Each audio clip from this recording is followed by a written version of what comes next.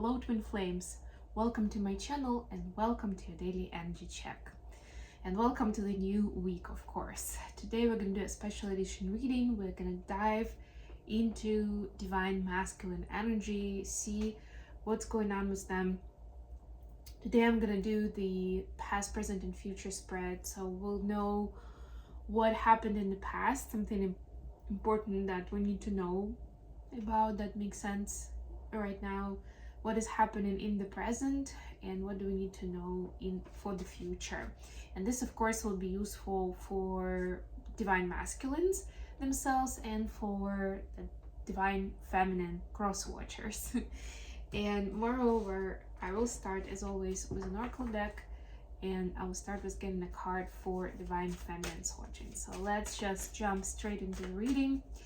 For those who haven't noticed, I have renamed the channel as of yesterday. It's now called Mindful Tarot. And that means, of course, that the long anticipated change is now happening.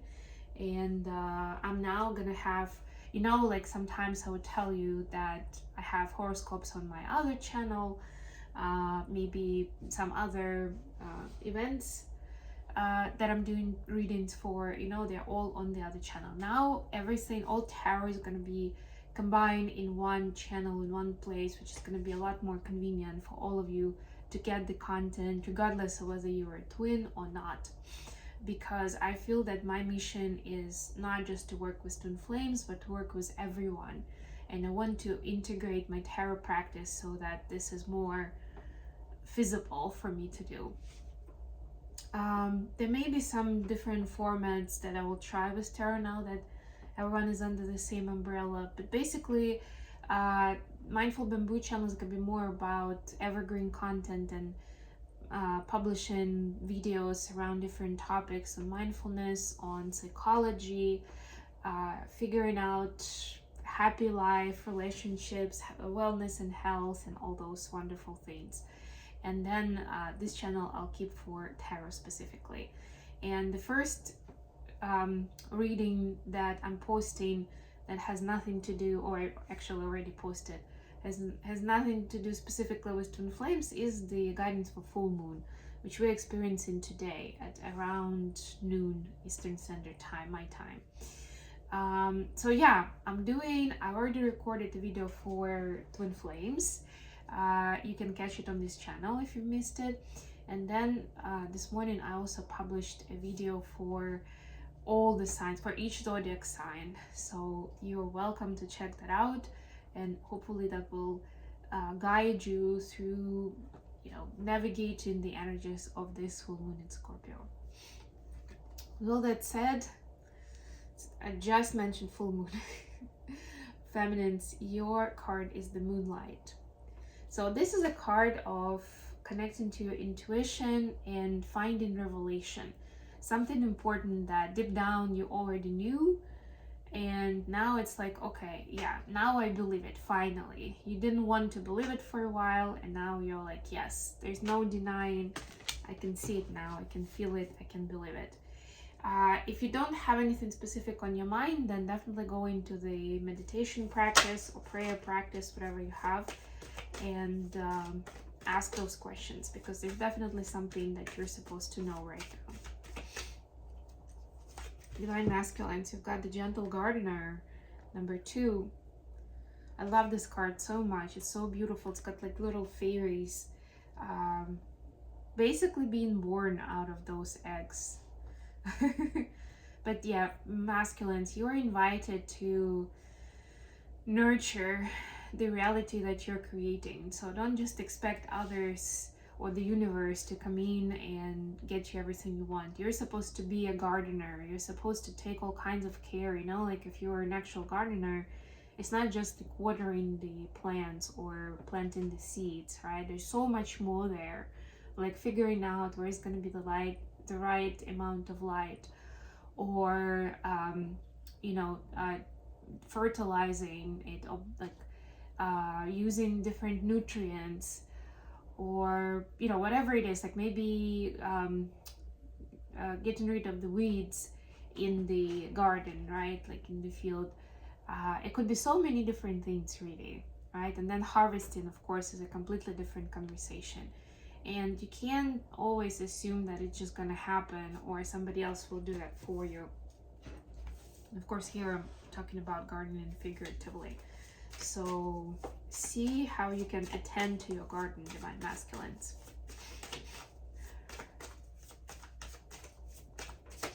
This will be a 9-card spread, and at the end, I have one more deck here. This is the Celtic deck tarot, and I will do messages from divine masculines to divine feminines for those cross-watching. Okay, I'm gonna lay out the cards and then I'll speak to the meanings. So for the past, we have Ace of Swords, 9 of Cups, 10 of Swords. The present, we have the Hierophant, 9 of Swords, 7 of Swords. Wow, look at all the swords.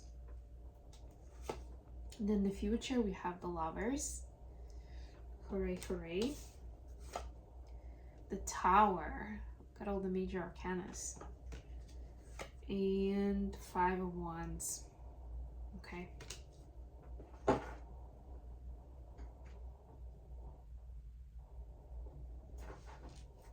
Oh, and while I was preparing for the reading, I almost started a fire with one of the candles. But I didn't. I was very close to it, but I managed to save the day, save the situation, and now we're out of danger, officially. Okay, bottom of the deck, Queen of Pentacles. Yeah, so masculines are at the point, and we've seen that, I feel like, in a few readings already, that masculines are contemplating a long-term future with their feminines, right? Or how this connection will progress. Like, where would we be 5 or 10 years from now, you know? Like, those questions start coming up. And for a lot of masculines, it's interesting that it's not because they just decided, oh, now I'm gonna think about, I don't know, married life with my feminine. But because those kind of symbols and associations and illusions just start coming up in divine masculine reality, meaning that it's coming from the divine, right? It's like those huge clues that are elephant in the room of like, it's time for you to start a family, or this is your person, or you'll be so much better off with your feminine, whatever that is, right? Like whichever angle is important, right? But whichever way it works its way into divine masculine's life, the outcome is that divine masculines are now starting to consider all of these questions. So in the past, some kind of truth came out about what is it that you want to build, and divine masculine. And this was coming from a place of pain and suffering. So essentially, when you were beaten down, you were like, you know what? I don't want to repeat the same cycle, like do the same stuff anymore, right? I can definitely, I hear you, my higher power, that path is not for me, right? But obviously, since I don't have the old path, now I need to figure out what is it that I'm building. So there was some kind of resource, some kind of brainstorm on what masculines want to create in their life, and they got some answers. That's the important part that we need to know from the past. And this doesn't have to be just about love life, by the way. It's about life in general. But of course, partnership between the twins is key to that. The current energy, 9 of Swords, 7 of Swords are both energies of distress and disbalance, right? Sneaky behavior, anxious behavior, and then there is the Hierophant, there is the society, there is it could be the church, it could be just like the teachers, the elders, people who are judging, right? Somebody who is making the choices, or who is making a decision whether what you chose to do is acceptable or not, right? Your life choices, how good of quality they are, right? So there is this fear of being judged or being misunderstood by society. Fear, and yeah, it manifests as anxiety, maybe sleepless nights, but essentially the masculines are contemplating whether they should continue with their authentic, honest path, or they should play the field more, or kind of like give this some time and see how it works out, and what kind of where are the strong cards, strong suit in the masculine's hand, right? And then decide what to do with. So kind of trying to buy some time, not necessarily the best energy, and that's where that Seven of Swords comes in, of like maybe trying to manipulate the situation so that there is more time. It's not necessary in general, overall, but it feels like it's necessary for divine masculines, because it's so intimidating to take this out in public, or to be able to face the feedback that they will give. And then for the future, we have the Lovers, the Tower, and the Five of Wands. And basically this is like a battle of what's gonna win, the anger or the love, right? And there's a lot of people involved here, maybe one too many actually, in the current dynamic in divine masculine's life. And in the future, there will be a point of like, make or break kind of point, where some big decisions will be made on how to proceed with the noise, with the chaos, right? Either set it in order and show some compassion and kindness, or just like break it and start building anew.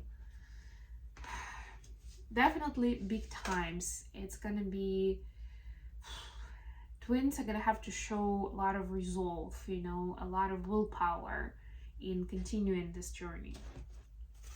What are the messages from divine masculines to divine feminines at this time? Seven of Cups. Oops, that's too many. Let me shuffle a little more. Let's clarify Seven of Cups. It's got a dragon in it in this deck. Wow. 4. Okay. You know what? We'll take it. There's like a story here. So this is Seven of Cups. This is that big quest. And basically masculines are saying, I still have so many things to figure out. And it seems like there are so many options that I end up not making a decision, because I can't figure out how to approach the dragon, or the elephant in the room, like I was saying to you guys, and what to do with it. So there is like that doubt. In our story, we have Eight of Pentacles. So masculines are working towards deeper understanding on what all these events mean, why the feminine is in their life, and what's next. What do they want to create together? Then we have Nine of Swords again. So masculines are afraid that they aren't being helpful enough for the feminines. It's like, I'm just doing so many things that I can't really invest myself fully into this relationship with my feminine. And maybe by the time that I'm ready for it, it's gonna be too late. Then we have the Fool. The masculines are trying to keep the positive outlook on things, and remember that, the beginning of the journey was kind of like no possessions, no friends, nothing, traveling lightly and hoping for the best. And it still works out, right, in the end. So, and masculines have a lot more going for them. So they feel more ready to embrace the full energy in this, and not to have to overthink and solve everything, but trust the process more.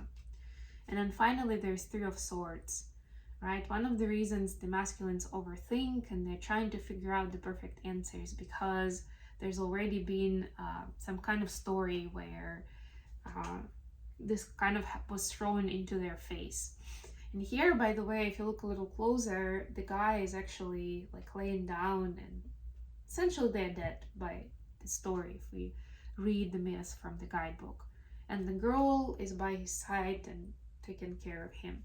So there is something there where masculines were in the position where they felt like they were taking care of the feminine, of the connection, of the household, and they ended up feeling like they were stabbed in the back.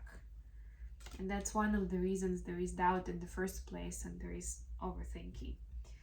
But this is what I have for you today, guys. Thank you so much for joining me. Please don't forget to like the video and subscribe to my channel. And please stay subscribed to both channels because there's going to be exciting things developing. And welcome to Mindful Tarot, everyone. I'm excited that I'm finally doing this. But until next time, bye.